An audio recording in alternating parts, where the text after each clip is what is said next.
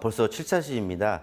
우리가 저번 시간에는 거래 판례소와 계정의 기입 법칙에 대해서 학습을 했습니다. 자, 이번 시간에는 그것을 토대로 해서 교재 14페이지 보시게 되시면 기초 단위기 문제가 있습니다. 자, 교재 14페이지를 보시고 첫 번째 문제를 풀어보도록 하겠습니다. 1번, 다음 괄호 안에 알맞은 용어를 쓰시오. 1번, 기업의 경영활동에서 자산, 부채, 자본의 증감 변화를 일으키는 모든 사항 또는 경제적 사건을 우리가 거래라고 했죠. 그래서 거래는 손익 발생 여부에 따라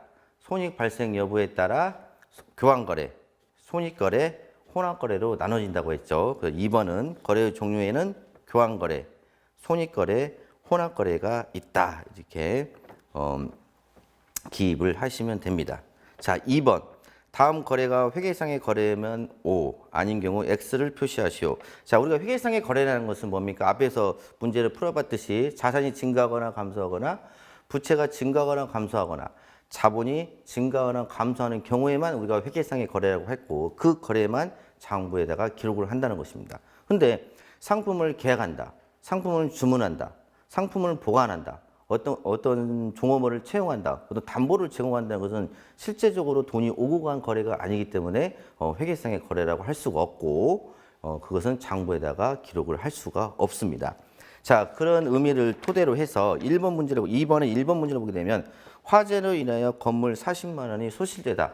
자, 건물이 불탔으니까 건물이라는 자산이 감소가 됐죠. 이것은 회계상의 거래가 맞습니다. 자, 2번 상품을 만 원에 매출하기로 계약하다. 계약만 했지 실제적으로 돈이 오고 간 거래가 아니죠. 이것은 회계상의 거래가 아닙니다. 3번 홍길등 씨를 월 200만 원을 주기로 하고 채용하다. 채용만 했지 실제적으로 급여를 준 것은 아니죠. 그러니까 회계상의 거래가 아니라고 할 수가 있습니다. 4번 이자 5만 원을 현금으로 지급하다. 자, 현금이 나갔으니까 자산이 감소가 됐죠. 자산이 감소되면 뭐도 감소한다? 자본도 감소한다. 자, 이자를 현금으로 지급받기 때문에 이것은 회계상의 거래가 맞습니다. 5번 거래처의 파산으로 외상대금을 못 받게 되었다. 자, 외상대금. 여기서 외상매출금이죠. 거래처가 파산 또는 부도로 인해서 내가 받을 수 있는 권리가 못 받게 됐죠. 이것도 회계상의 거래라고 할 수가 있겠습니다. 자, 현금 10만 원을 출자하여 영업을 시작하다. 자, 출자라는 말이 무슨 말입니까?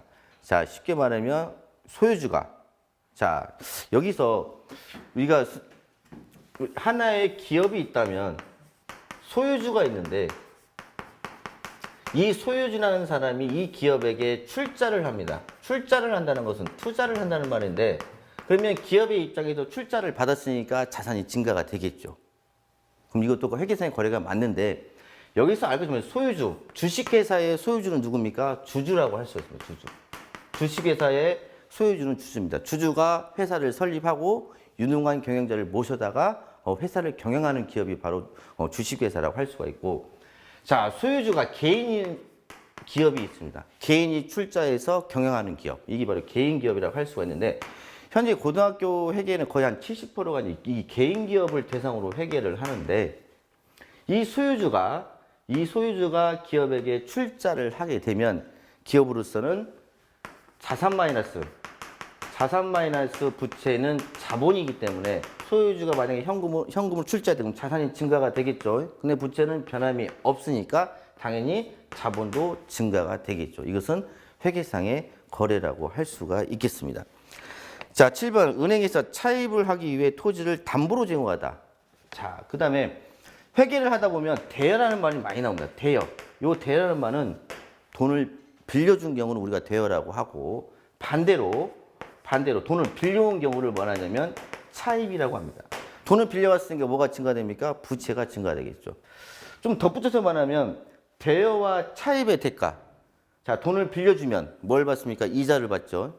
만약에 돈을 빌려오면 이자를 지급하죠. 그래서 대여와 대여가 만약에 형이라면 이자 수익, 이자를 받으면 이자 수익, 수익이죠. 그 다음에 이자를 지급하면 이자 비용.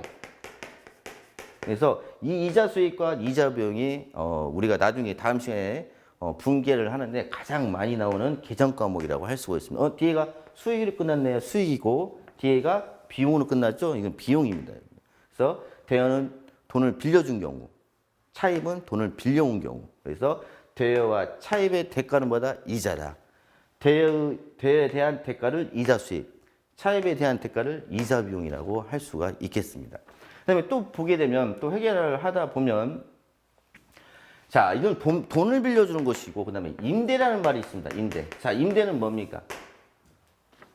돈이 아니라 어떤 부동산 같은 것을 빌려주고 월세를 받으면 월세를 받는 경우를 우리가 임대라고 하는데 어떤 사람들은 이런 사람이 있어요.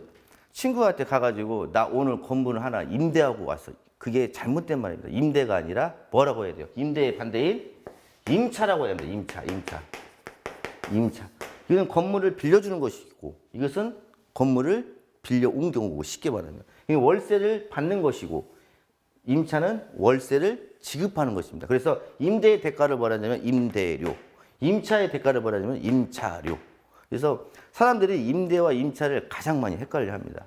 건물을 어느 또 TV를 봐도 지금 이제 코로나 때문에 뭐 임대료를 못 내고 있다 그런 말들이 많은데 임대료를 못 내고 있다는 말이 그런 말이 아니라 어떤 겁니까? 임차료를 못 내고 있다 이런 말로 이렇게 좀 바꿔줘야 하는데 그런 뉴스를 보면 좀 아쉬운 마음이 좀 있어요. 보면. 그래서 차입만 했지 차입하기 위해 토지를 담보만 제공했지 실제적으로 돈을 빌려온 경우는 아니에요. 그래서 회계상의 거래가 아니라고 할 수가 있겠습니다.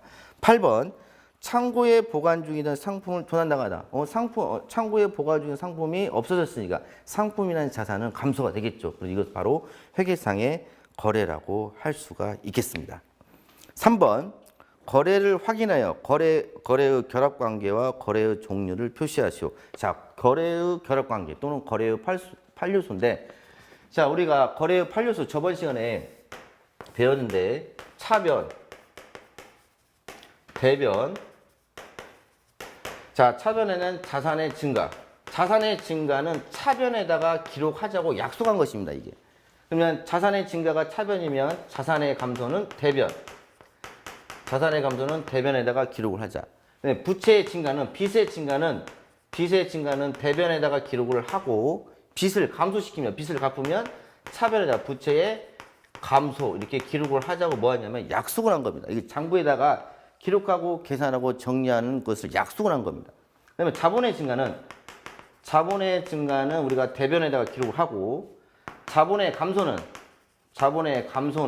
우리가 차변에다가 기록하자고 약속한 겁니다. 그다음에 수익의 발생은 대변에다가 기록을 하고 이 발생의 말이 전 시간에 증가라고 했죠. 그다음에 비용의 발생은 우리가 차변에다가 기록하자고 뭐한다? 묵시적으로 약속한 것이 바로 거래의 판료소라고 할 수가 있습니다. 그래서 거래의 판료소 중에서 자산의 증가, 자산의 감소, 자산의 증가, 부채의 증가, 자산의 증가, 자본의 증가, 자산의 증가, 수익의 발생 이렇게 같은 변 요소끼리는 결합이 안 되고 다른 변 요소끼리 결합이 되는 겁니다. 그래서 모든 회계상의 거래는 2개 이상의 결합이 되고 어떤 요소? 같은 변 요소끼리는 절대 결합이 될 수가 없습니다. 쉽게 말하면 자산의 증가와 부채의 감소가 결합이 안 됩니다. 실질적으로 보면. 자, 그런 의미로 보고 그다음에 우리가 전 시간에도 거래의 종류도 했는데 거래의 종류가 교환거래, 손익거래, 혼합거래 이 세 가지로 나눠지는데 교환거래는 쉽게 말하면 자산, 부채, 자본이 증가한 변화. 손익거래는 거래의 총액이 뭘 발생시킨다? 수익과 비용을 발생시키는 거래. 혼합거래는 두 개를 합친 거. 교환거래와 손익거래를 합친 거라고 할 수 있겠습니다. 그것을 유념하시고 문제를 풀면 1번을 보게 되면 3번에 1번을 보면 상품을 판매하고 대금은 외상으로 하다. 상품을 외상으로 팔면 외상매출금이라고 했죠. 그러면 상품을 팔았으니까 상품이라는 자산은 감소가 됐겠죠. 자, 상품을 팔았으니까 상품이라는 자산은 감소가 됐겠죠. 그럼 자산의 감소는 어디예요? 대변이죠. 자산의 감소는 대변. 상품을 팔았으니까 상품이라는 자산은 감소가 됐다. 그럼 대변의 자산의 감소. 그다음 차변에는 받을 수 있는 권리가 생겼죠. 상품을 외상으로 팔면 외상매출금. 외상매출금이라는 자산이 증가가 됐죠. 그래서 자산의 증가는 차변.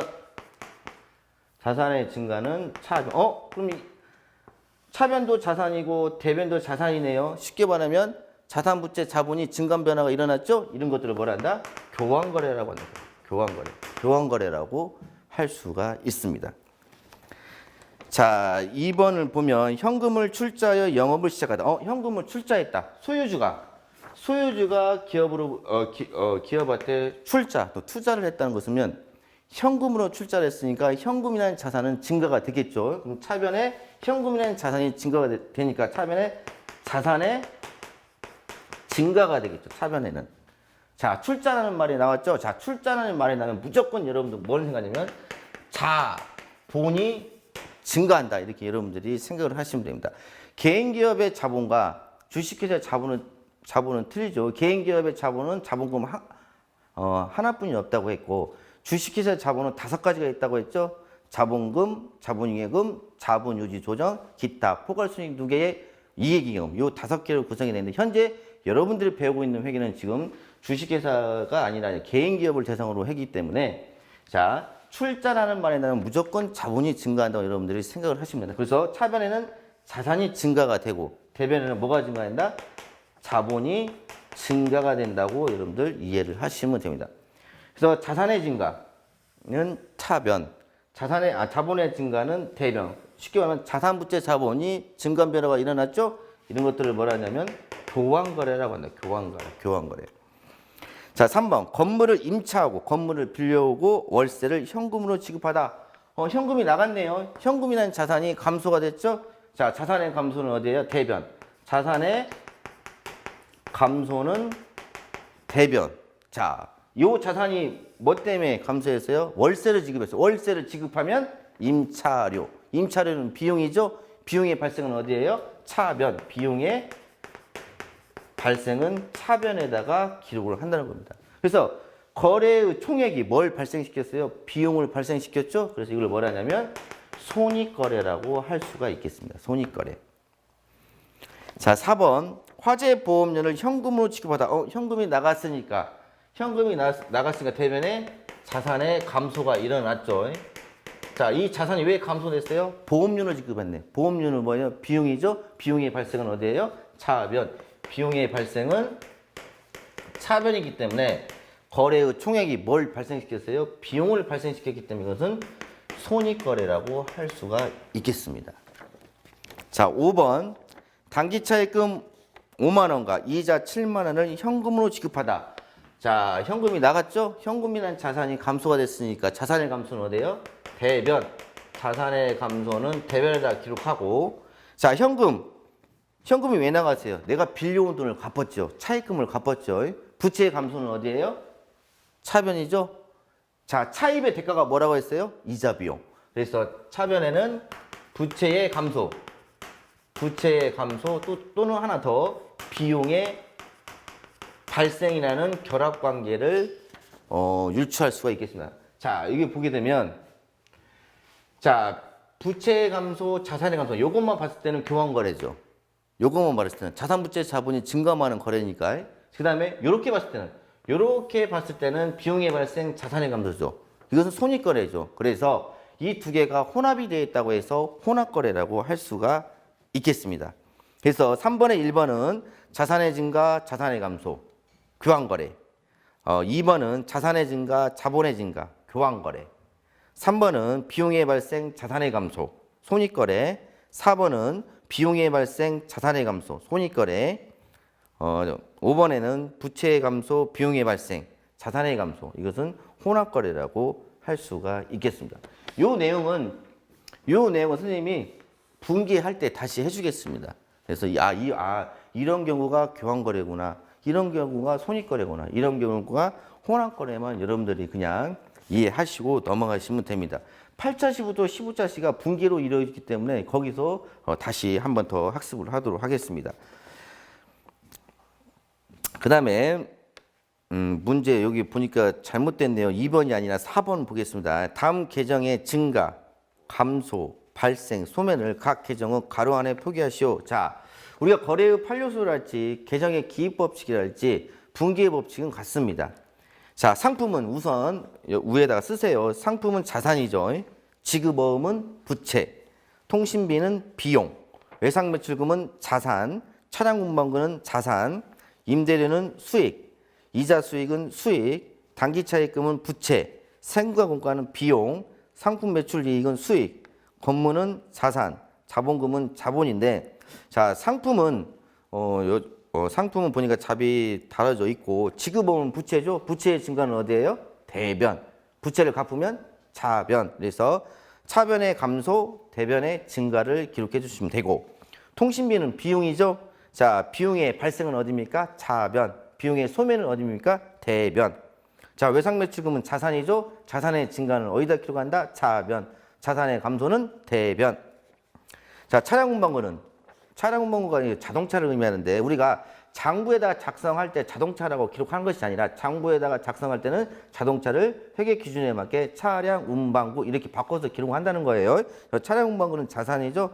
자, 자산의 증가는 차변, 자산의 감소는 대변에다가 기록을 한다. 자, 임대료 수익이죠. 자, 수익의 발생은 어디예요? 대변. 수익의 소멸은 차변. 자, 이자 수익은 수익이죠. 수익의 발생은 대변. 수익의 소멸은 차변에다가 기록한다. 자, 단기 차입금은 부채죠.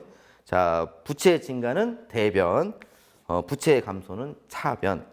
세금과 공과는 비용이죠. 비용의 발생은 차변, 비용의 소멸은 대변에다가 기록을 한다. 상품 매출 이익은 수익이죠. 수익의 발생은 대변, 그다음에 수익의 소멸은 차변에다가 기록한다. 권무는 자산이죠. 자산의 증가는 차변, 자산의 감소는 대변에다가 기록을 한다. 자본금은 자본이죠. 자본의 증가는 대변에 기록하고 자본의 감소는 차변에다가 기록이 됩니다. 자, 이렇게 해서 6차 시에 관련된 기초 단위기 문제를 풀어봤습니다. 네, 이런 기초 단위기 문제도 중요하지만 진짜 중요한 것은 다음 시간부터 하는 8차 시부터 하는 분계인데, 왜 분계가 중요하냐면 여러분들이 분계를 가장 잘 해야 여러분들이 나중에 뭐 전산이라 했지, 전산에게 운영사를 할지 이런 것들이 시험 볼 때 거의 분계가 70%를 차지합니다. 여러분들이 뭐 공인중개사, 세무사, 뭐 감정평가사, 관세사 이런 시험을 볼 사람들도 있겠지만 그런 시험들은 거의 이론, 계산 문제가 주가 되지만 이런 여러분들 고등학교 수준에서는 분계만 잘해도 3년 동안 회계에 관련된 교과목을 배울 때 가장 유용하게 써먹을 수 있다고 선생님은 다짐을 합니다. 그래서 다음 시간부터는 항상 우리가 북이라는 것은 기술을 배운다고 했습니다. 기술이라는 것은 기능인데 기능은 반복적인 숙달이 필요합니다. 회계는 머리로 하는 것도 아니고 눈으로 하는 것도 아니고 항상 손이 아파합니다. 그래서 회계를 손에 수고스러움은 육언을 학문이라 이렇게 말도 있는데, 다음 시간부터는 여러분 절대 눈이나 머리가 아니라 연필을 잡고 여러분들 실제적으로 풀어봐야 합니다.